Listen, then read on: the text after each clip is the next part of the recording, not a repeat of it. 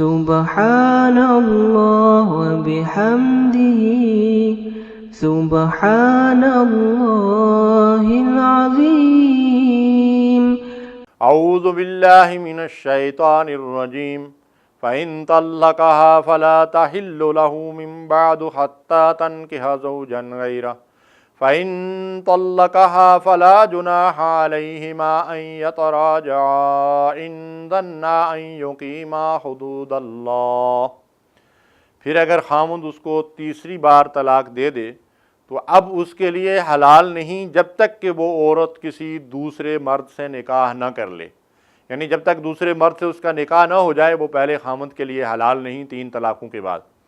پھر اگر وہ بھی طلاق دے دے تو ان دونوں کو باہم ملنے میں یعنی نکاح کرنے میں کوئی حرج نہیں، بشرطے کہ یہ جان لیں کہ اب اللہ کی حدود پر قائم رہ سکیں گے۔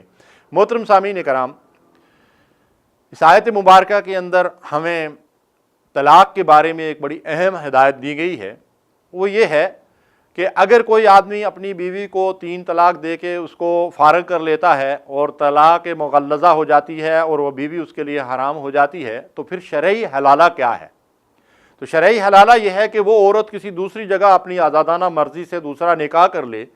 وہ خامند اسے پھر زندگی میں کبھی طلاق دے دے یا اس کی مطلب یہ کہ موت واقع ہو جائے، وہ بیوہ ہو جائے، تو اب پہلے والے خامند سے اس کا نکاح جائز ہو جاتا ہے، اس کو شرعی حلالہ کہتے ہیں۔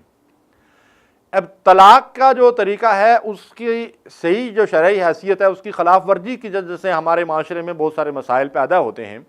تو طلاق کا شرعی طریقہ یہ ہے کہ اگر ناگزیر ضرورت ہو اور طلاق کے بغیر کوئی چارہ نہ ہو تو مرد کو طہر کی حالت میں، یعنی بیوی جو ہے وہ حیض کی حالت میں، نفاس کی حالت میں نہ ہو بلکہ حالت پاکی میں ہو، طہر کی حالت میں،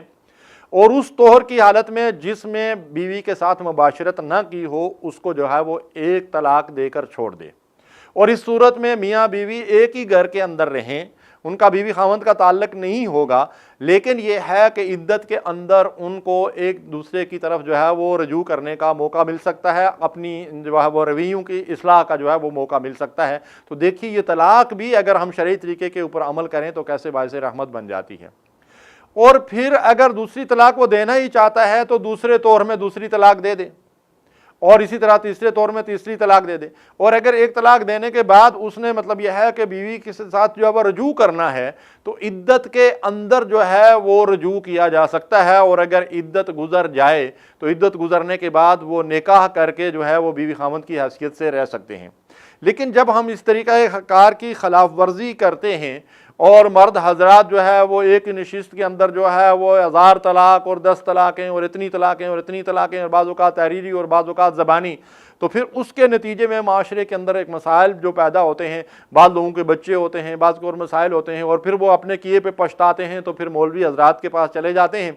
اور پھر مولوی حضرات جو ہے وہ خود ساختہ حلالے کا جو ہے طریقہ لوگوں نے ایجاد کیا ہوا ہے اس کے مطابق جو ہے ان کا حلالہ کرواتے ہیں، جس کی شریعت کے اندر کوئی گنجائش نہیں، اور وہ ہے عارضی نکاح۔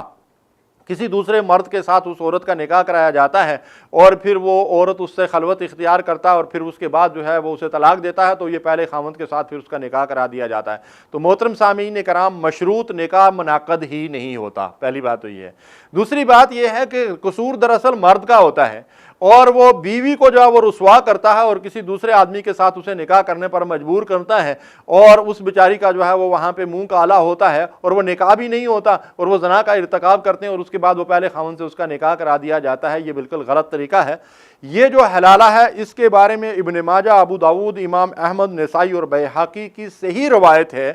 کہ نبی صلی اللہ علیہ وسلم نے فرمایا لعن اللہ المحلل والمحللہ، اللہ تعالیٰ نے حلالہ کرنے اور کرانے والے دونوں کے اوپر لعنت بھیجی ہے۔ تو جس کام پہ اللہ اور رسول نے کی لعنت ہو، کیا وہ کام جائز ہو سکتا ہے اور اس کے ذریعے سے غلط کام جو ہے وہ جائز کیا جا سکتا ہے؟ ابن ماجہ، حاکم اور بیہقی کی روایت ہے کہ نبی صلی اللہ علیہ وسلم نے فرمایا الا اخبرکم بالتیس المستحار، کیا میں تمہیں کرائے کے سانڈ کے بارے میں نہ بتاؤں؟ تو صحابہ نے عرض کیا یا رسول اللہ صلی اللہ علیہ وسلم ہمیں ضرور اس کی خبر دیجئے۔ تو اللہ کے نبی صلی اللہ علیہ وسلم نے فرمایا هو المحلل، وہ حلالہ کرنے والا ہے، یعنی جو حلالہ کرنے والا اس کو کرائے کا سانڈ قرار دیا گیا۔ یعنی کس قدر جو ہے وہ مطلب یہ ہے کہ عیب کی بات ہے، گناہ کی بات ہے، اور ہمارے معاشرے کے اندر یہ چیز جو ہے وہ عام طور پر پائی جاتی ہے۔ حضرت عمر رضی اللہ تعالیٰ عنہ نے فرمایا کہ حلالہ کرنے والا میرے پاس لایا گیا تو میں اس کو سنگسار کر دوں گا۔ مصنف ابن ابی شیبہ کی یہ روایت ہے۔ اور حضرت عبداللہ ابن عمر رضی اللہ تعالیٰ عنہ سے اس کے بارے میں پوچھا گیا تو آپ نے فرمایا کہ یہ زنا ہے، اگر عمر رضی اللہ تعالیٰ عنہ تمہیں پا لیتے اس حال میں تو تمہیں لگام ڈال دیتے۔ تو محترم سامعین کرام، یہ انتہائی غیر شرعی طریقہ ہے، ہمیں چاہیے کہ اس سے اجتناب کریں۔ اللہ تبارک و تعالی ہماری حفاظت فرمائے۔ وصلی اللہ علی نبینا محمد۔ اللہم صلی علی سیدنا محمد وعلی آلہ وصحبہ وسلم۔ اللہم صلی علی سیدنا محمد